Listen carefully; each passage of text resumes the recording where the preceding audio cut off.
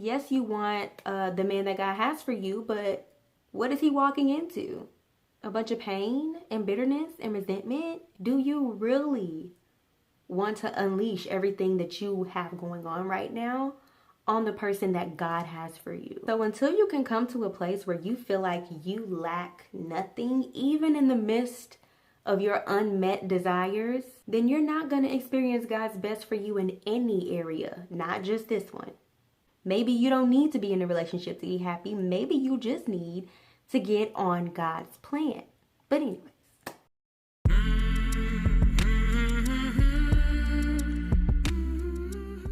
Greetings, Royals. It is Constance with QueenlyMe.com, the place where singles are learning love and pursuing purpose the right way. Okay? So for a long, long time, I have despised the question, why are you still single? I think I actually talked about it in one of my recent videos, which is really funny because I'm starting to see the error of my ways. So now I am here to really talk about the real reason why I'm single. I'm also giving some really good book recommendations, so make sure you stay until the end. I had to realize that people don't ask you that question to throw shade, not all the time. And they don't always ask you the question to kind of point out that you're single, but some people genuinely want to know because they see that you're a great person, you have a great personality, you're doing great things in your life. Why is it that you have yet to experience the relationship that they know you truly desire? Okay, I'm sorry. I had to change my top because I just wasn't feeling. This feels better. Okay. So typically when a single person is asked this question, they'll say some things like, oh, it's just not my time. I just haven't found the right person. I'm just trying to work on me right now. Some of those things might be true, don't get me wrong. But some of us are single because of the things that we refuse to deal with. A lot of us are broken. And we're out here and we're looking for relationships and we're looking for marriage. I mean, if you're not looking for a godly relationship or a godly marriage, then sure, you'll find a man, you'll find a woman, if that's all you're looking for. But if you are looking for the person that God has for you, you have to get to a certain level of being healed and whole and content before He will bless you with such a big thing like marriage, like a relationship, especially to one of His children. What He's not going to let you do is come into a beautiful thing and poison it with your brokenness.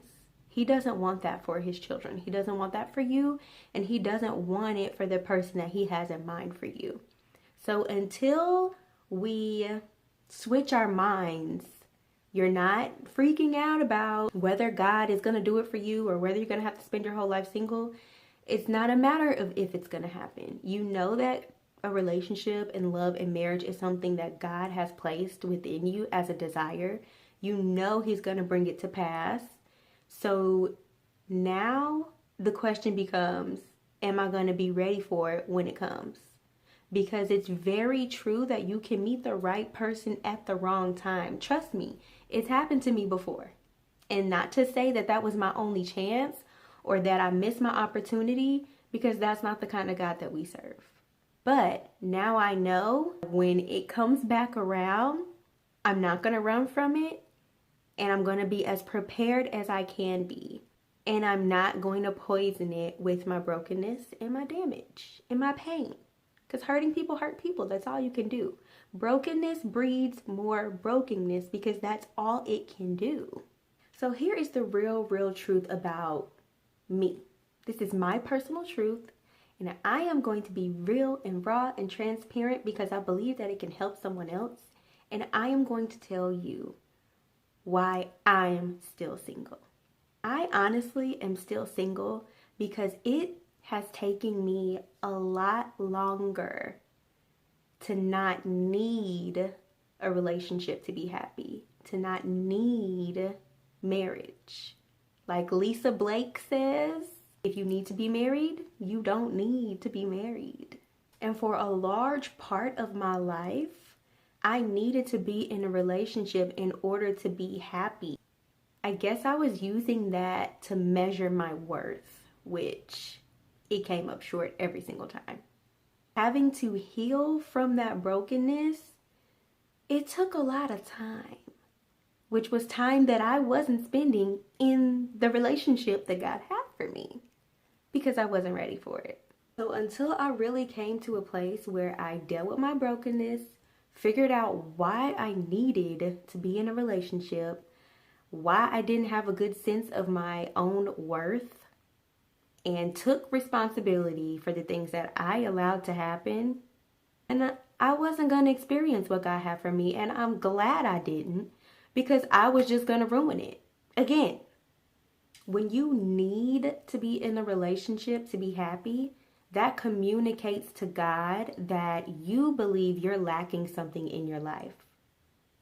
It says that you, God, are not being Jehovah Jireh in my life because there is something that is missing. You're basically telling God that he's not doing his job. But Psalms 23 clearly says that the Lord is my shepherd, I lack nothing. So until you can come to a place where you feel like you lack nothing, even in the midst of your unmet desires, then you're not going to experience God's best for you in any area, not just this one. And to be honest, you probably need to stay single until you realize that as far as God's plan for your life, yes, you have plans, and they may not be panning out. Have you asked God what his plan is for your life? Because it might not include a relationship right now. That might not need to be where your focus is right now. Most of us are so busy trying to get what we want done in our lives, we're directly going against God's plan, and that's why you're not happy. Maybe you don't need to be in a relationship to be happy. Maybe you just need to get on God's plan. But anyways, until you realize that according to God's plan for your life, you already have everything that you need right now in this moment. Yes, you. Yes, ma'am, sir, you have everything that you need. And when you get to a place where you can handle more and God can trust you with more, then that's when he'll present it to you. We're sitting up here wanting stuff that we can't even handle. Yes, you want the man that God has for you, but what is he walking into? A bunch of pain and bitterness and resentment? And is he going to have to pay for the mistakes that your parents made and your exes made? Like, we don't want to do that to the people that we want to love and want to love us. Do you really want to unleash everything that you have going on right now on the person that God has for you? Or do you want to be in the best possible position to sustain and maintain and appreciate and take care of the blessing that God gives you? So I'm not trying to say that I'm single because of my past mistakes. But I know that as much as I desire marriage, God knows my true desire is that I don't screw up the blessings that he gives me. That's the last thing I want to do. Even more than I want to be married, I want to please God. His love for me could not allow me to experience that before I was ready. I know that it's going to happen. It's only a matter of time. So what I'm doing with this time is making sure that I'm okay with me. And if at any moment I feel like I'm missing something, I have developed the habit of going to God first. I don't go complaining to my friends so that they can make me feel better about my single life.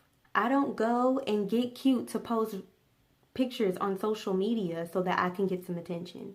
I don't go and eat my feelings.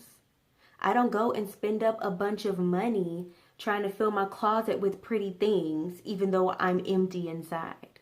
I don't go into hyper hustle mode, chasing after money, just to distract myself from sitting with my feelings. I go to the Word of God and I trust what it says. And it says that I lack nothing. So I lack nothing. If a relationship isn't what I have right now, then a relationship just isn't what I have right now. It's not that it's never going to happen. Not to say that you should be passive about those things to come along, because everybody knows that God is not just going to drop a man on your doorstep. It's just not going to happen. Like, if you want marriage, you should pursue marriage. However, if you are doing your part and it's still not coming about, then check your intentions. Figure out why you're doing it. Figure out why you need it. Just work on you. It's going to come. You're going to attract who you are. So you can attract your brokenness, or you can attract love and abundance and healing and wholeness. So for my bookworms out there, I really want to share some books that have been helping me in this season right here that I'm in right now. I have been listening to a lot more of the male perspective. I have really been into R.C. Blake's YouTube channel lately. He has really been getting me together. I've been reading his book, Father-Daughter Talk. Even if you grew up with a father and he was there every single day, it's going to have some information in there that you've probably never been told.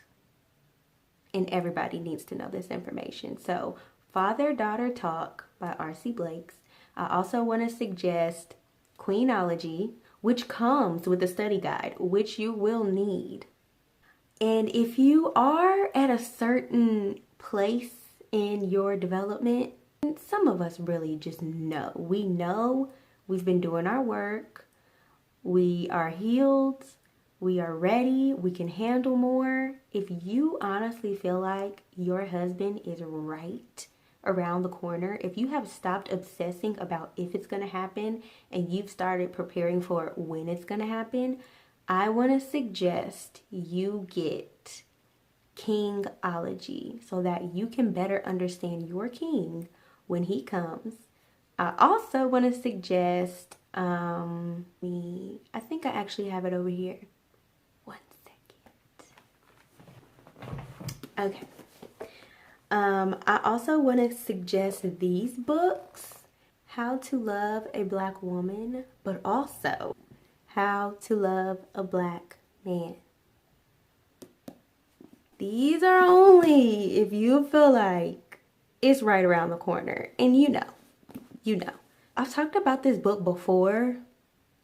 Y'all, I've taken a lot of my YouTube videos down because I am just coming into so much knowledge that certain things that I could have said could be taken a certain way, and I know that now. So if you go to look for some of my videos and they're not there, that's why. I talked about Debi Pearl's book called Preparing to Be a Helpmeet.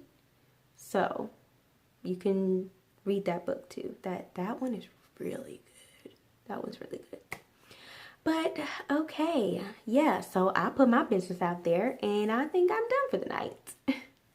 I hope that this was helpful. If it did help you and you made it to this point in the video, then please give it a thumbs up, because that helps people to come into contact with this video, and your like may help them get something that they really need right now.